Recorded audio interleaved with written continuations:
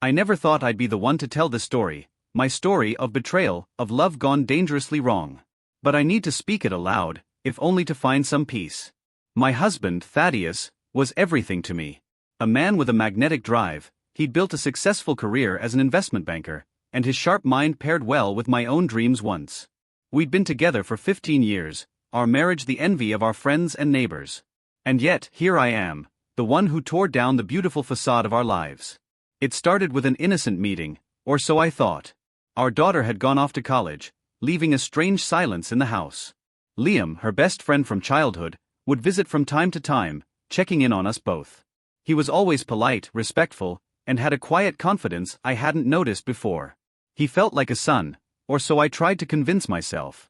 That evening, I can't forget. Thaddeus was at work as usual, pouring his soul into yet another project. Liam was over, lending a hand with my laptop, which I pretended was broken. It was an excuse to see him again. I hadn't realized how profoundly I'd missed real, tangible companionship. His laughter, his attention, they sparked something in me that had been dormant for so long. One evening led to another. Innocent conversations turned into loaded silences, small touches lingered just a moment longer. I knew it was wrong, knew he was my daughter's best friend, yet I didn't stop myself. The thrill and danger of it consumed me, offering a respite from the emptiness at home. I should have known better, but in the moment, all I could think about was feeling alive again. It escalated quickly. Liam and I, we met in hidden places, away from prying eyes. I thought we were so careful, so discreet. Thaddeus, I was sure, wouldn't notice. He was too preoccupied with work, with his dreams of partnership. And for a time, it worked. It worked too well. Then, on a stifling July afternoon, the dam broke. I'd invited Liam over, hoping for one last afternoon together before putting an end to our reckless affair. I couldn't bear the guilt any longer. But as we sat, tangled together in our bedroom, we heard the unmistakable sound of the front door opening. Thaddeus's footsteps echoed through the house, each step drawing closer to our bedroom. A sickening dread settled over me. I knew deep down that there was no way to hide what we'd done. And then, in a heartbeat, he stood in the doorway, his face a portrait of horror and betrayal. The violence that ensued. I can't bring myself to describe every blow, every frantic cry for them to stop. Thaddeus and Liam fought like animals, years of mentorship and kindness shattered in an instant. The man I loved was unrecognizable, driven by a fury so raw, so visceral, it terrified me. In the chaos, I saw him reach for something, a heavy crystal bookend from our dresser. And before I could move, before I could scream, he brought it down with a force that would forever haunt my dreams. Liam lay still. The love I thought I'd known lay broken, bleeding, motionless. Thaddeus stumbled back, his face ashen, his hands shaking as he looked from me to the body on the floor. I knew then that this was the end, not just of Liam's life but of ours. The sirens came soon after, tearing through the once peaceful neighborhood. And as the police led Thaddeus away, his hands still marked with Liam's blood, I felt my heart shatter, knowing the pain we had wrought upon our daughter, her friend, our lives. This is my confession. I thought I'd known grief before, but nothing prepared me for the hollow silence that filled our house once the police left, once Thaddeus was gone, and Liam. Liam was gone too. The air was thick, suffocating, as if the very walls condemned me for the life I'd taken from my husband, from my daughter, from myself. I couldn't bring myself to call her. Our daughter was blissfully unaware of the horror that had unfolded, hundreds of miles away in her college dorm. But I knew it was only a matter of time before she'd find out. News of the incident spread fast, first a murmur among neighbors, then headlines on every local paper, and finally, a national scandal when the full story came to light. When she did call, her voice was trembling, a thread of disbelief woven through her words. "Mom, what happened?" "They're saying Dad, and Liam," she trailed off, choked by emotion, confusion, and a sense of betrayal I had hoped she'd never know. What could I say? That I was sorry? That it was a mistake?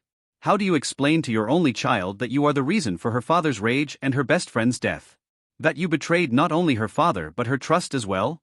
I couldn't form the words, couldn't find a single syllable to answer her, so I just cried, the phone clutched to my chest as she begged me for answers I could never give.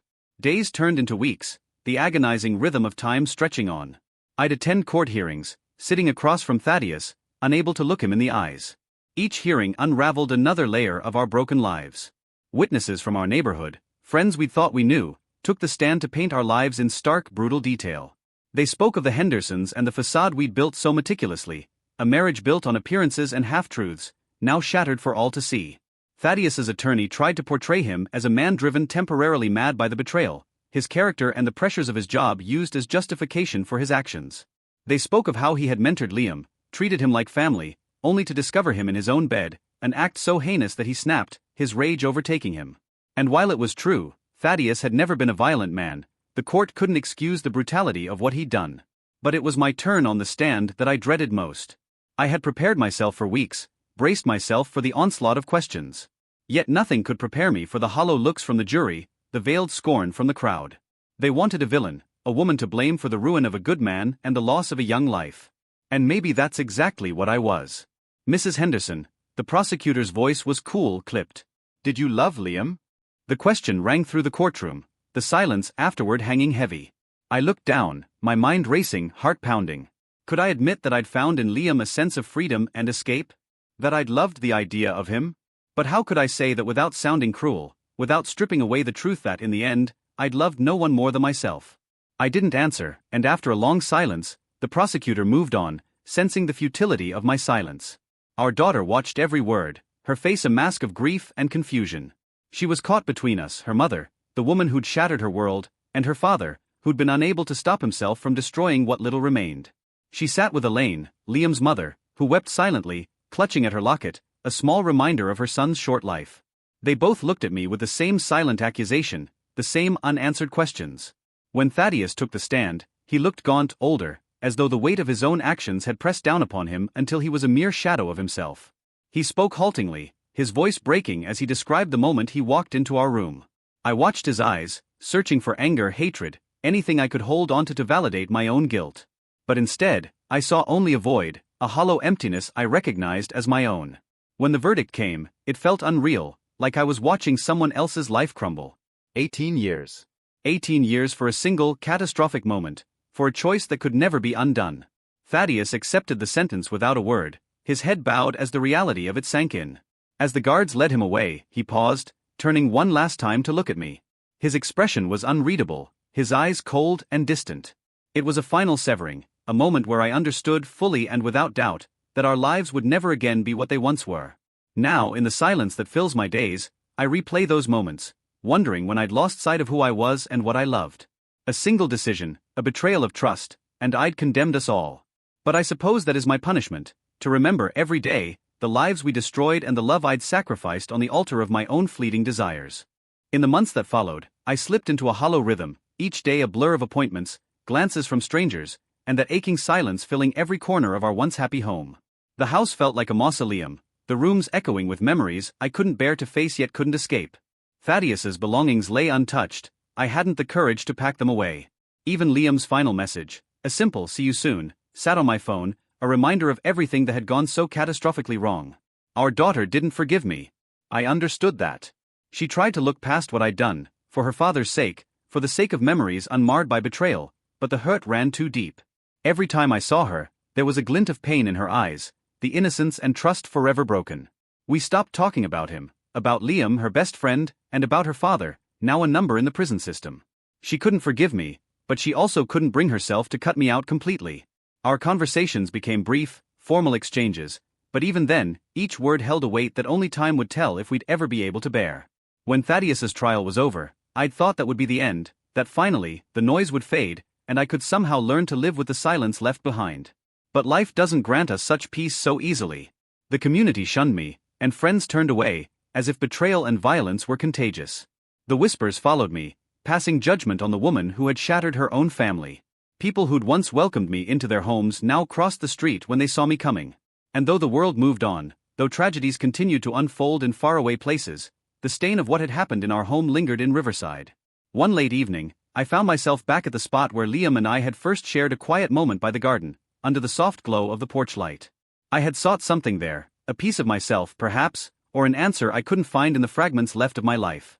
But there was no comfort, only the faint scent of night-blooming flowers and the weight of my own mistakes pressing in around me. I finally understood. I would carry this guilt with me for the rest of my life, an invisible mark that no sentence could ever erase. Weeks passed into months, and in time, Thaddeus wrote me a single letter from prison. He didn't ask why, didn't demand an apology. In stark, precise handwriting, He simply wrote that he hoped I would learn to forgive myself, that he was working to do the same. It was an admission not of absolution, but of a shared grief, a recognition of the depths to which we'd fallen and an acknowledgement that perhaps, after all, we had both been at fault in some way. He wished me peace, and in that brief message, I sensed his final goodbye. I knew I would never see him again. There is no redemption here, no grand conclusion to soften the story I've told. I live quietly now, a ghost in my own home, haunted by choices I can never undo. Sometimes, on quiet mornings, I wonder if I might start over, move somewhere far from Riverside, and let myself fade into the anonymity of another life. But in the end, that wouldn't change anything. No matter where I go, I carry with me the shattered pieces of what was once a family, a reminder that some mistakes are too deep, too terrible, to ever escape. And so I remain, here in Riverside, living among the memories of what might have been. I can only hope that one day, when the pain has dulled, my daughter will find her own peace. As for me, I know that forgiveness, if it ever comes, will be a long, lonely journey.